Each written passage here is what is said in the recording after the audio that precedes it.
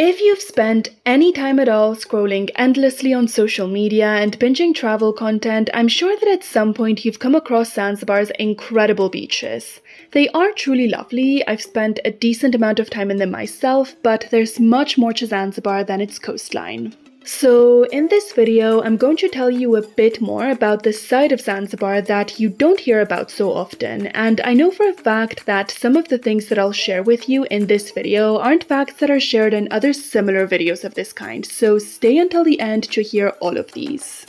By the way, if you're new here, my name is Laura and I've spent the past few years traveling around Africa and Europe. So if you like travel content, whether it's more informational videos like this one or travel vlogs, make sure you subscribe and you hit the bell for notifications. So this first fact that I'm going to share with you will blow your mind. It definitely blew mine, and that is that Zanzibar is not an island. I know, wild, right? So as it turns out, Zanzibar is actually an archipelago composed of two main islands, the northern island of Pemba and the southern island of Unguja. Unguja is casually referred to as Zanzibar, which is the destination we all know and love, but really Zanzibar is the two big islands plus a bunch of little islands in between. This is actually kind of important because Zanzibar is an autonomous region within Tanzania, and this includes both Pemba and Unguja and all the smaller islands, so it's an important distinction. Zanzibar historically is one of the most important trade ports in the Indian Ocean. So Zanzibar was actually of huge importance to the Indian Ocean trade. It connected mainland Africa, which is just 25 kilometers away from Unguja, with ports in Persia, India and Arabia, and even with places as far away as China and Indonesia, and this trade lasted for centuries. So this next fact is probably one of my favorite ones on this list, and it's that bananas were introduced in Africa through Zanzibar. So the banana plant actually originates from Southeast Asia. Scientists aren't exactly sure where, but they believe it's somewhere in Indonesia or the Philippines. Zanzibar didn't trade directly with any of these places, but India did, so the banana plant got to India, and then because Zanzibar did trade extensively with India, the banana was introduced in Zanzibar. It turns out that Zanzibar was the perfect place for bananas to grow. The soil was fertile and the tropical climate was perfect, so they grew abundantly in the two major islands. From there, with Zanzibar being so close to mainland Africa, it was just a matter of time before it was introduced to the continent. Once again, in the continent, the banana grew exceptionally well, and it actually became a staple food in many places. It was particularly important to the kingdom of Buganda in modern-day Uganda. Banana groves developed over the course of several hundred years and flourished throughout the kingdom, producing high-yielding harvests. Bananas provided a stable diet and were used as a main ingredient in brewing beer. Once planted, banana groves remained productive for up to 50 years, requiring little attention. Fronds of the plant served as thatch for huts, stems were used to build fences, and detritus from rotting vegetation was turned into fertilizer, enabling farmers to form permanent communities and avoid shifting cultivation. The economy and society in Buganda largely revolved around the banana plant, and all of that thanks in large part to Zanzibar's Indian Ocean trade. So, on to the next fact. Zanzibar city was once the capital of the Sultanate of Oman, but how did this small city in Africa become the most important city of the kingdom in the Arabian Peninsula, thousands of miles away? So because of its trade, Zanzibar was a very sought-after port by many empires, and in 1503 it came under the influence of the Portuguese. That didn't last long, and in 1698 Zanzibar became part of the Sultanate of Oman. Zanzibar was considered to be a very important part of the Sultanate and very lucrative economically, so in 1832 the capital was moved from Muscat in the Arabian Peninsula to Zanzibar city, specifically to Stone Town, which is Zanzibar city's old town. But of course, the Portuguese and the Omanis weren't the only ones who wanted influence in Zanzibar. The British did too, and that brings us to our next fact, which is that the shortest war in history was fought in Zanzibar, and it was the Anglo-Zanzibar War. Basically, Zanzibar was a British protectorate at this point, so all of its major decisions had to be approved by the British, but the Zanzibaris were allowed to keep their leaders, which were still the Omani sultans. Zanzibar's sultan at the time, who was very friendly with the British, passed away suddenly, and he was replaced, without British permission, by a sultan who favored the Germans.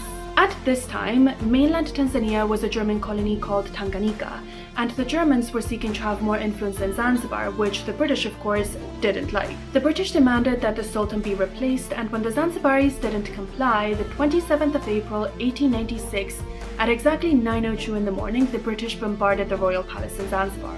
The war was over at 9:40, lasting a total of 38 minutes, and the Sultan was replaced by one the British approved of. Zanzibar gained its independence from the British in 1963, and a couple of years before that, in 1961, Tanganyika had also gained its independence. And then something happened that isn't all that common. Tanganyika and Zanzibar decided to unite and form modern-day Tanzania. But did you know that the name Tanzania is a combination of the words Zanzibar and Tanganyika, which are themselves combinations of two words? So in Swahili, which is the language spoken in many parts of East Africa, Zanzibar translates to the land of the blacks, with Zanj meaning black and Bar meaning coast. It is thought that Arab traders gave Zanzibar this name centuries ago. In Swahili, Tanganyika, which refers to mainland Tanzania, roughly translates to sail in the wilderness, with Tanga meaning sail and Nika meaning wilderness. The Tan in Tanzania comes from Tanganyika, Za from Zanzibar, and Nia is the Swahili word that means unity, so Tanzania. So we've talked about Zanzibar Island being called Zanzibar, Unguja, and where those names and the name Tanzania come from. But there's yet another name that the island is called by, Spice Island. So the name Spice Island comes from Zanzibar's spice trade, which was and still is very lucrative. Zanzibar has some of the best spices in the world, and you can find anything from nutmeg to vanilla and cinnamon, but it's most famous for cloves, which grow in very few places around the world. You can actually visit a spice farm today if you travel to Zanzibar and learn all about the spice trade and the uses of different plants. It's one of the activities I liked the most in Zanzibar, and I particularly liked learning about this fruit called the achiote fruit, which is used as a natural lipstick by women in Zanzibar. I booked my tour on Get Your Guide, and you can actually find lots of cool activities to do in Zanzibar over there. I left a link to Get Your Guide in the description where you can find all the activities, and it doesn't cost you anything extra to book through that link, but it does give me a commission, so I would really appreciate it if you use that link if you end up booking any activities with Get Your Guide. I'll also leave a link to another one of my YouTube videos that talks about the top 5 things to do in Zanzibar in case you want to check it out. So all of this trade that developed over centuries, connecting Zanzibar with ports from all over the world, resulted in the creation of a very distinctive culture called Swahili culture. So Swahili culture is really a combination of African cultures from the mainland as well as cultures from Persia, India, Arabia, and some European cultures. And it's the culture that you can find in Zanzibar today. Zanzibar is not the only place where you can experience Swahili culture though. You can experience it all over the Swahili coast, which is a strip of land and a few islands that goes all the way from southern Somalia through Kenya, Tanzania, up to northern Mozambique. And it includes ports such as Lamu, Malindi, and Mombasa in Kenya, Pemba, Zanzibar, and Mafia Islands in Tanzania, as well as Kilwa, also in Tanzania. Zanzibar was, without a doubt, the most important port in the Swahili coast though. And with Swahili culture and the Swahili coast comes the Swahili language, which is a mix of African languages from the mainland with a heavy influence of Arabic. Since its creation, Swahili has become very widespread. It's the official language in Kenya and Tanzania, and it's even spoken in places as far away as Uganda and the DR Congo. But let's leave culture and history aside for a moment and focus on Zanzibar's spectacular nature. Did you know that Zanzibar has some of the best coral reefs in Africa? Unguja is, without a doubt, one of the best snorkeling and diving destinations in the African continent. It has some truly incredible coral reefs, and all around juvenile lionfish, shrimps, pipefish, small morays, and puffers, and many more fish can be seen easily. You can also see lots of species of starfish and sea urchins, and if you get lucky, you can spot sea turtles and dolphins. Some of the best spots to go snorkeling or diving in Zanzibar are Memba Island, Tumbatu Island, and Chumba Island Coral Park. Not everything in Zanzibar is about beaches and the ocean though. Zanzibar also has a beautiful, pristine mangrove forest located in the Jozani Chwaka Bay National Park. Mangroves are super important for the environment in Zanzibar. They capture massive amounts of CO2 and other greenhouse gases from the atmosphere. They also help bind and build nutrient-rich soils and prevent erosion. And lastly, they're important nurseries for baby fish, and they're essential for their survival. So all of those fishes that you see while you're snorkeling, many of them wouldn't exist if it weren't for Zanzibar's mangroves. In a different area of the same national park, you can also find an extremely rare animal species, the red colobus monkey. So other types of colobus monkeys exist throughout Africa, but the red colobus monkey can only be found in Pemba and Unguja, and there are only around 5,000 left in the wild. One of the best places to see them is in Jozani Forest, and they're absolutely adorable, and Jozani is beautiful, so I really recommend you visit this place if you travel to Zanzibar. You can also find tours to Jozani Forest in the Get Your Guide link that I left in the description. But Jozani isn't the only place where you can find rare animals in Zanzibar. You can find not one but two rare species in a place called Prison Island, which is half an hour away by boat from Zanzibar city. Prison Island is where Zanzibar's Aldabra giant tortoises are kept. So back in 1919, the then governor of the Seychelles gifted Zanzibar 4 giant tortoises. These tortoises then had descendants and they formed a colony which now lives in Prison Island, where the government protects them from thieves. One of the original 4 tortoises that was gifted is actually still alive today, and it's 197 years old. In the island, you can also find a small antelope called dik-dik, which, okay, maybe it's not a rare species. Dwarf antelopes like these can be found in other places in Africa, but what's really interesting about them is that they're the smallest antelope species in the world, and they're super cute.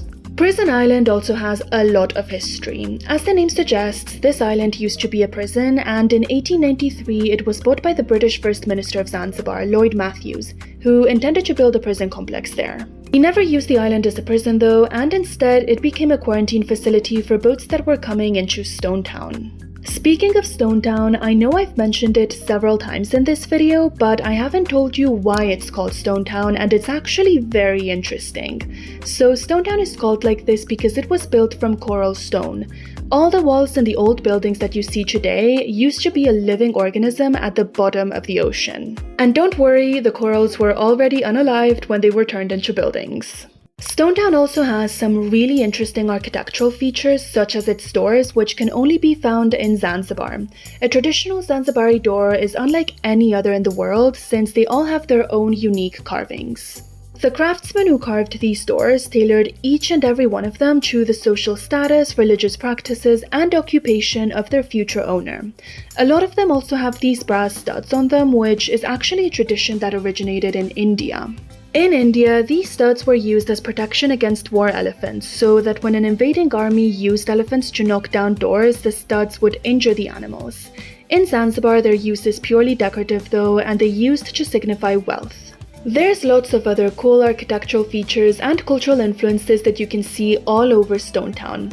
For example, balconies are also very common, and they're also an influence from India, and I don't know about you, but I find this kind of thing super interesting. Lastly, some of you may know this fact, but did you know that Freddy Mercury, the legendary singer from Queen, was born in Zanzibar? His real name is Farrokh Bulsara. I'm really sorry if I mispronounced that, and he was born in Stone Town in 1946, back when it was still a British protectorate. His parents were actually from the Parsi community in Western India, and they had settled in Zanzibar long before. So let me know in the comments which of these facts you found the most interesting, and as always, if you like this video, remember to subscribe and hit the bell for notifications, and I'll see you in the next one.